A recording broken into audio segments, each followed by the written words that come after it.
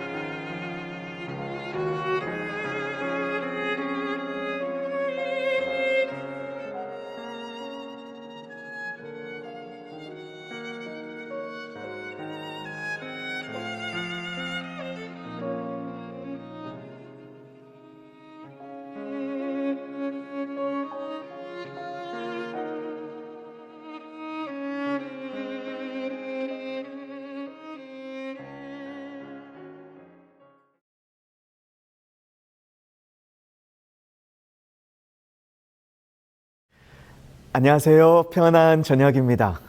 여러분, 서양 속담 중에 행복은 언제나 감사의 문으로 들어와서 불평의 문으로 나간다. 조심하라. 불평의 문으로 행복이 새 나간다 라는 속담이 있습니다. 그래서 오늘은 서양의 속담처럼 조심하라. 불평의 문으로 행복이 새 나간다 라는 제목으로 하나님 은혜 함께 나누기 원합니다. 여러분, 출애굽한 1세대 이스라엘 백성들 가운데 누구만 제외하고 다 광야에서 죽게 되었냐면 20세 이상 장정들 가운데 여호수아와 갈렙만 제외하고 나머지는 가나안 땅에 들어가지 못하고 광야에서 다 죽게 됩니다. 그런데 여러분, 1세대들이 가나안 땅에 들어가지 못한 가장 근본적인 이유가 무엇이냐면 바로 그들의 불평, 불만의 정신 때문이었습니다. 여러분, 이 사건은 오늘 재림을 기다리고 또 하늘 가나안을 향해 가는 저와 우리 성도님들에게도 불평이나 원망이 큰 장애물이 될 수 있다는 것을 말해주고 있습니다. 여러분, 하나님께서 애굽의 종살이를 하던 이스라엘 백성들의 부르짖음을 듣고 모세를 지도자로 세우십니다. 그리고 말도 안 되는 정말 기적 같은 방법으로 홍해를 갈라주시고 출애굽시켜 주시죠. 그런데 여러분, 출애굽하여 시내산까지 도착한 이스라엘 백성들의 이 신앙의 상태는 정말 무지 그 자체였습니다. 왜냐하면 오래된 노예 생활로 인해서 하나님을 어떻게 예배해야 하는지, 하나님을 어떻게 섬겨야 하는지 다 잊어버리고 전혀 알지 못했습니다. 그래서 이스라엘 백성들이 종종 지도자들을 향하여, 하나님을 향하여 원망하고 불평합니다. 그런데 영감의 글에 이런 말씀이 있어요. 홍해에서 시내 광야까지 여행하는 동안에 불평과 소동이 자주 일어났으나 하나님께서 그들의 무지와 무분별력을 동정하시어 그때에는 그들의 죄에 대하여 재앙을 내리지 아니하셨다. 여러분, 이스라엘 백성들이 이렇게 원망하고 불평하는 죄를 지었음에도 불구하고 하나님은요, 그래, 너희가 잘 몰라서 그렇지 하고 동정해 주시고 용서해 주셨던 것입니다. 그런데 여러분, 이제 이스라엘 백성들이 시내산에 도착했습니다. 그리고 시내산에서 하나님을 배웠고요, 율법도 받았습니다. 성막을 건립하여 봉헌도 하게 되었습니다. 그리고 체계적이고 질서정연한 군대도 조직했습니다. 그리고 무엇보다도 불기둥과 구름기둥이 여전히 그들을 보호하고 인도했으며 하나님의 법궤가 맨 앞에서 그들을 이끌어주고 있었던 것입니다. 무지했던 백성들이 이제 성숙한 그리스도인들이 된 것입니다. 그런데 여러분, 이렇게 성숙할 수 있는 시간이 주어졌음에도 불구하고 시내산을 떠난 지 3일 만에 맨 먼저 이스라엘 백성들이 한 것이 무엇이었냐면 바로 불평이었고 원망이었습니다. 민수기 11장 1절, 여호와께서 들으시기에 백성이 악한 말로 원망하매 여호와께서 들으시고 진노하사 여호와의 불을 그들 중에서 붙여서 진영 끝을 사르게 하시며, 하나님의 위엄과 능력과 긍휼을 목격하였으므로 이제 그들은 큰 빛을 받았다. 그래서 그들의 불신과 불만은 더 큰 죄를 초래하였다. 그러므로 지금의 그들의 불평은 반역이었으므로 이스라엘을 무정부주의와 멸망에서 보존하기 위해서는 이런 행동은 신속하고 분명하게 처벌을 받아야 했다. 여러분, 결국 하나님을 향한 불신이 원망과 불평으로 쏟아진 것이기 때문에 하나님께서는 이스라엘을 멸망에서 보존하시기 위해서 어쩔 수 없이 불을 내리셔서 불평과 원망의 선동자들을 심판하시게 됩니다. 여러분, 누가 노예로 살아가던 이스라엘 백성들을 출애굽시켜 주셨지요?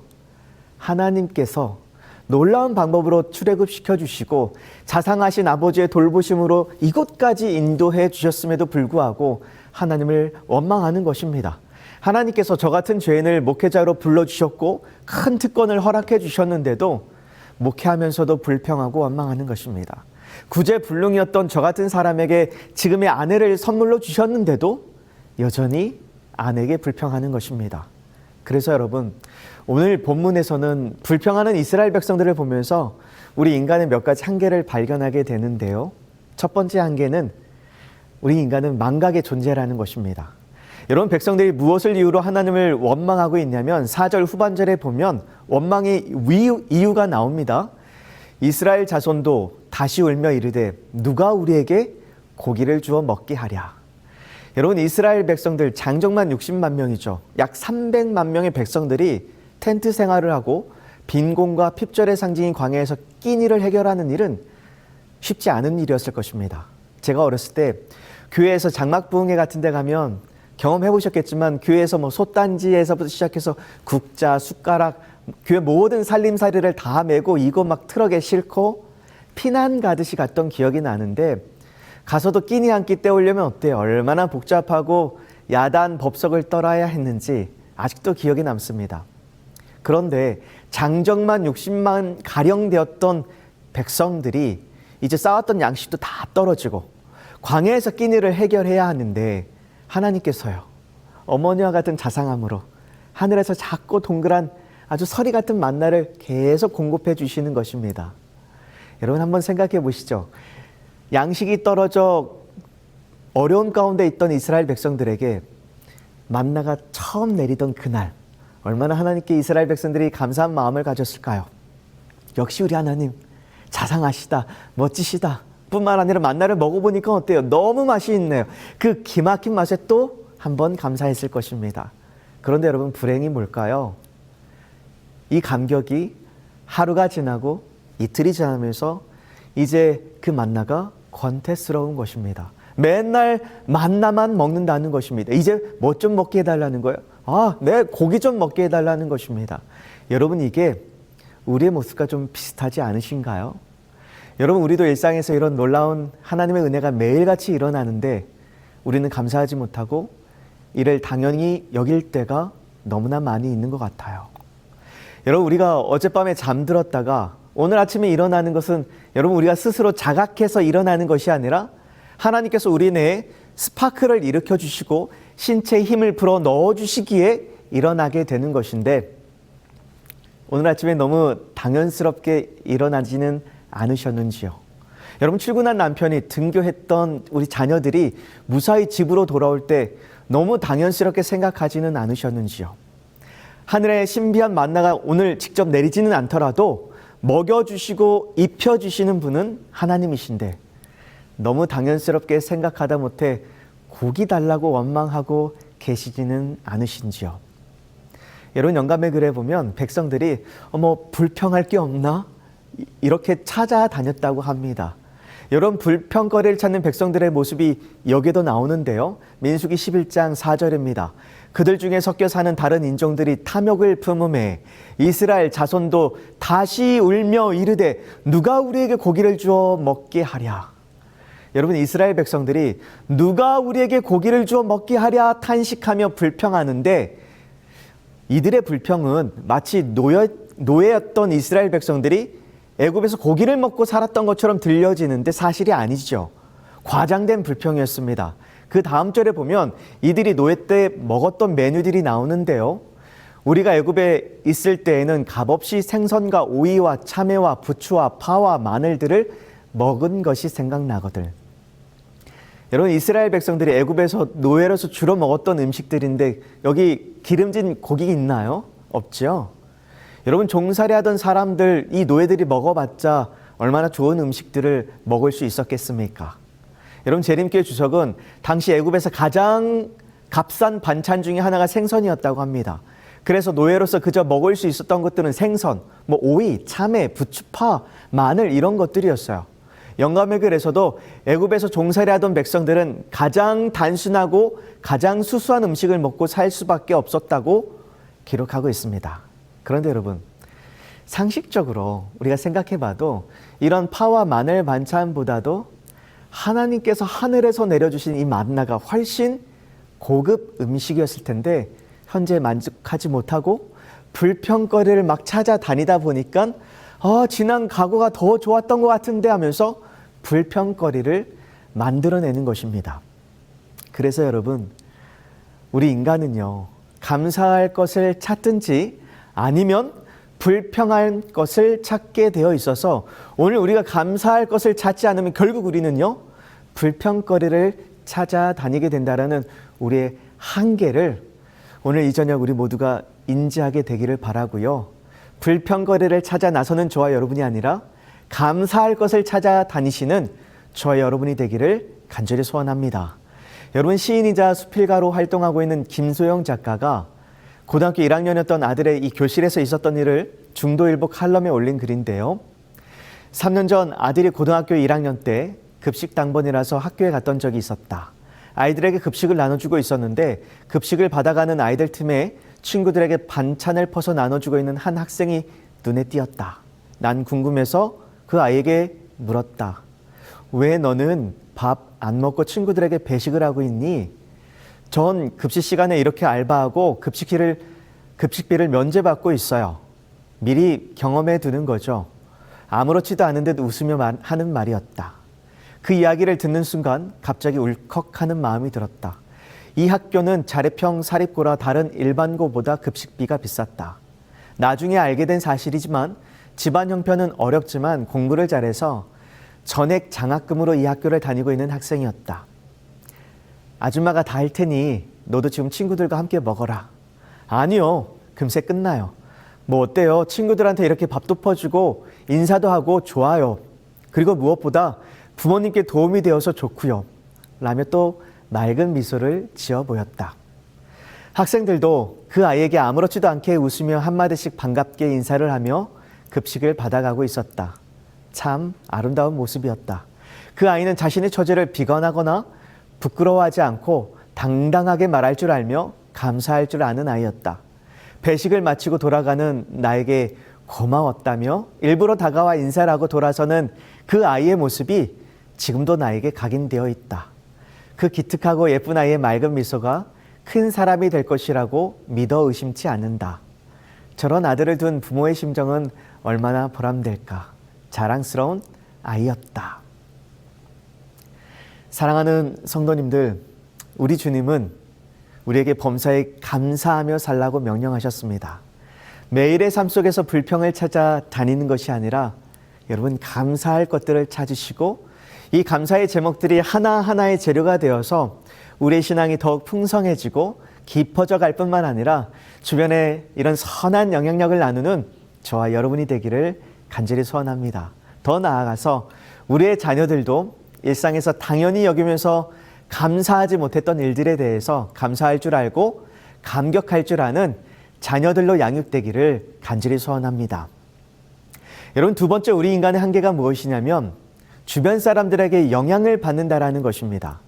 여러분, 오늘 본문의 이스라엘 백성들이 그 불평과 원망이 어디에서 기인하는지 성경은 이렇게 설명하고 있습니다. 민수기 11장 4절 5절인데요. 그들 중에 섞여 사는 다른 인종들이 탐욕을 품음에 이스라엘 자손도 다시 울며 이르되 누가 우리에게 고기를 주어 먹게 하랴. 우리가 애굽에 있을 때에는 값없이 생선과 오이와 참외와 부추와 파와 마늘들을 먹은 것이 생각나거늘. 여러분, 섞여 사는 다른 인종들이 누구일까요?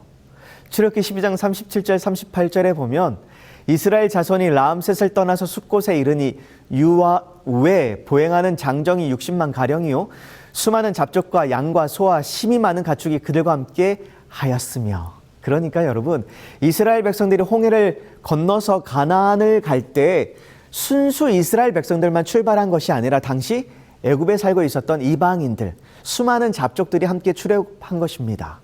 어쩌면 호기심에 따라 나섰는지 모르겠어요. 어떤 이는 열장으로 인해서 너무 두려운 나머지 따라 나섰는지도 모르겠어요. 어떤 이는 옆집에 살고 있는 이스라엘 백성들의 그 강권함으로 따라 나서게 되었는지 모르겠어요. 그런데 여러분, 이런 잡족들을 생각해 보자면 애굽에서 정착하고 잘 살고 불편 없는 사람들이 따라 나섰을까요? 아니면 애굽에서 뭔가 대안이 없고 궁핍하고 어려움이 있고 이 나라에 불만이 많은 사람들이 따라 나섰을까요? 아마도 불만이 많고 만족하지 못한 사람들이 따라 나섰을 것입니다. 그런데 이런 사람들이 이스라엘 백성들 틈 사이에서 뭐하기 시작하는 거예요? 불평하고 원망하기 시작하는 것입니다. 이 사람들이 먼저 불평하니까 그 영향을 누가 받게 되었어요? 이스라엘 백성들이 받아서 먹어보지도 않은 고기 좀 먹어보자고 불평하는 것입니다. 3일 여정 후에는 공공연한 불평들이 들렸다. 이러한 불평은 이스라엘과 완전히 연합되지 않은 많은 섞인 무리에게서 시작되었는데 그들은 끊임없이 비난할 구실을 찾고 있었다. 그 불평자들은 행진 방향에 불만을 품고 모세도 역시 그들과 같이 구름의 지도를 따르고 있다는 사실을 잘 알면서도 모세가 그들을 인도하는 길에 대한 결점을 끊임없이 찾고 있었다. 불만은 전염되었고 얼마 안 가서 온 진영에 퍼졌다. 여러분, 불평과 불만은 전염됩니다. 우리 주변에 불평 잘하고 불만을 자주 하는 사람들이 있으면 나도 그렇게 불평하는 사람이 될 확률이 많습니다. 반대로요. 우리 주변에 감사할 줄 아는 사람이 있으면 나도 감사하는 사람으로 전염이 되어 가는 것입니다. 그러니까 불만도 감사도 전염이 됩니다. 여러분, 뇌과학자 전문가들에 따르면 반복적이고 습관적인 불평과 불만은 여러 면에서 우리 각자에게 손해라고 말하고 있습니다. 한두 가지만 좀 말씀드리자면 첫 번째, 불평을 하면 할수록 우리 이 뇌 건강이요 악화된다고 합니다. 여러분, 우리가 일반적으로 한 가지 일을 계속해서 반복하다 보면 이 뇌 스냅스가 그 일에 발달해서 그 일이 습관이 되고 습관은 결국 그 사람의 인생을 꼴지어져 가게 되어 있습니다. 그래서 여러분, 이 원리가요 감정이나 생각에도 똑같이 적용된대요. 그래서 우리가 불평할수록 이 뇌는요, 더 부정적으로 생각하게 되어 있고 결국 수시로 불평, 불만이 나오는 악순환을 경험하게 된다는 것입니다.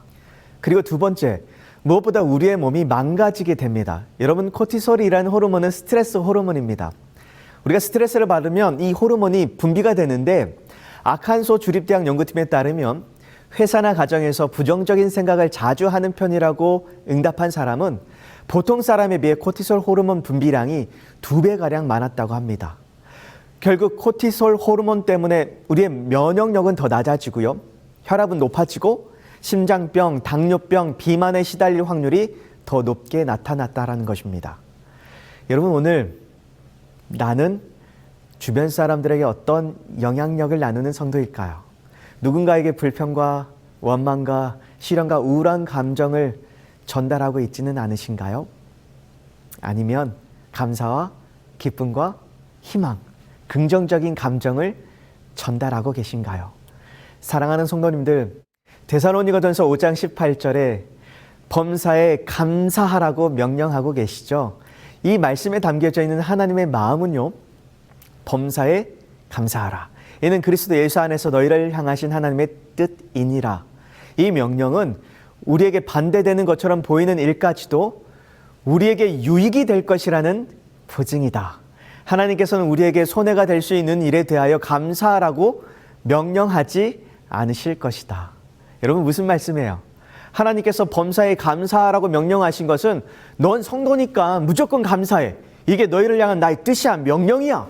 이런 일방적인 요구를 하고 계시는 것이 아니라 범사에 감사하라는 이 하나님의 명령에는요, 우리 하나님은 지금 우리가 현재 당하고 있는 고난과 어떤 손해들, 이런 아픔들을 그냥 고난으로 손해로 끝나게 하지 않으시고 그 일마저도 내게 유익이 되도록 도울 것이다라는 하나님의 보증의 약속이 수반된 명령이라는 것입니다. 그러니 걱정하지 말고 범사에 감사하라는 것입니다. 그래서 여러분, 우리가 하나님을 전적으로 신뢰한다면 이 신뢰에 따르는 감사가 우리의 입술과 마음에 항상 머물러 있을 것입니다. 그러나 전적으로 하나님을 신뢰하지 못한다면 불신에 따르는 걱정과 불평이 따르게 될 것입니다. 그래서 우리는 날마다 하나님과 연결되어져 있어서 우리 하나님을 신뢰하게 될 때 감사할 수 있게 되는 것입니다. 우리가 성령의 열매를 맺으려면 매일 매 시간 그리스도와 개인적으로 연합하고 그분과 교통하는 길밖에 없다. 여러분, 불평의 열매가 아니라 기쁨의 열매, 화평의 열매를 맺기 위해서는 우리가 매일 매 시간 예수님과 연합되어 있어야 합니다. 여러분, 골로새서 3장 16절에도 이렇게 말합니다. 그리스도의 말씀이 너희 속에 풍성히 거하여 모든 지혜로 피차 가르치며 권면하고 시와 찬송과 신령한 노래를 부르며 감사하는 마음으로 하나님을 찬양하고 또 무엇을 하든지 말에나 일에나 다 주 예수의 이름으로 하고 그를 힘입어 하나님 아버지께 감사하라. 여러분, 불평이 아니라 감사가 나오게 되는 전제가 뭐예요? 맨 먼저 바쁜 일상에 쫓겨 아침에 잠깐 본 한두 절의 말씀이 내 생각 속에 흐릿흐릿하게 기억나는 것이 아니라 그리스도의 말씀이 어떻게 해요? 아주 풍성하게 해요. 여러분, 시간에 쫓겨 말씀을 묵상하는 것이 아니라 하루 취침 시간이 5시간이라면 4시간으로 줄여서라도 하나님의 말씀이 오늘 저와 우리 성도들 마음 가운데 풍성하게 거하게 되기를 간절히 소원합니다. 사랑하는 성도님들, 예수님을 신뢰함으로, 하나님의 말씀을 신뢰함으로 우리가 어떤 일을 만나더라도 그 일을 나에게 유익이 되도록 만드실 사랑의 하나님을 믿고 감사를 선택하시고 주변에 감사를 전달하는 저와 여러분이 되기를 간절히 소원하면서 말씀을 마치도록 하겠습니다.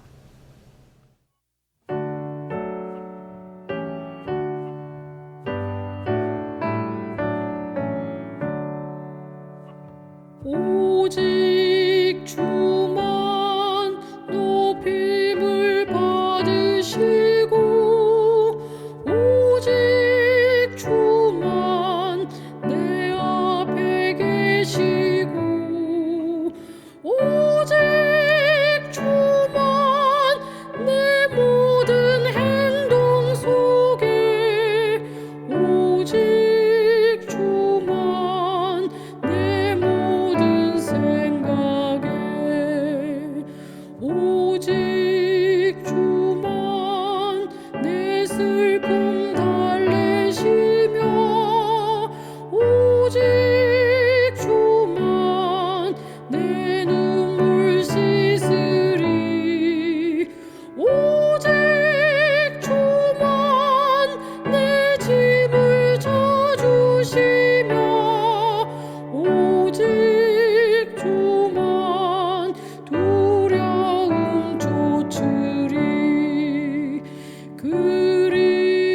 그리스도 세상의 빛 되시고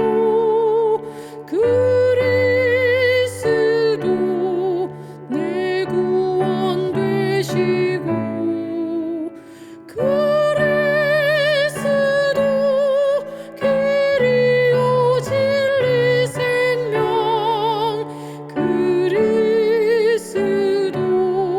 선한 목자일세 오직 주만 내 필요 채우시고 오직 주만 내 힘이 되시네 그리스도 내 몸과 심령 속에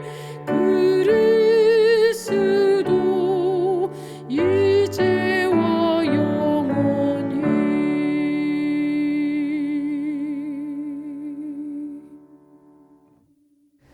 살아계신 아버지 하나님, 독생자 아들 예수를 내어 주시기까지 저희를 사랑해 주시고 성령의 인도하심으로 이곳까지 이끌어 주셔서 감사합니다. 주님의 은혜를 잊지 않도록 날마다 성령 하나님을 통하여 저희의 생각에 말씀이 기억나도록 도와주시옵소서. 아버지 하나님, 또한 여러 가지 어려움과 고통 가운데 처해 있는 주의 자녀들을 기억하여 주시옵시고 필요한 은혜를 베풀어 주시옵소서. 주변 환경에 따라서 우리의 믿음이 흔들리지 않도록 붙들어 주시옵시고 도리어 그 일로 하나님을 더욱 신뢰할 수 있는 믿음을 주시옵시고 하나님의 약속을 신뢰함으로 범사에 감사하는 믿음의 성도들이 될 수 있도록 축복하여 주시옵소서. 요셉처럼 밝은 영성을 갖게 하셔서 가정에서도 교회에서도 직장에서도 주변 사람들에게 선한 감화력을 나누는 복된 통로가 되도록 은혜 허락하여 주시옵소서. 예수님의 이름으로 간절히 기도합니다. 아멘.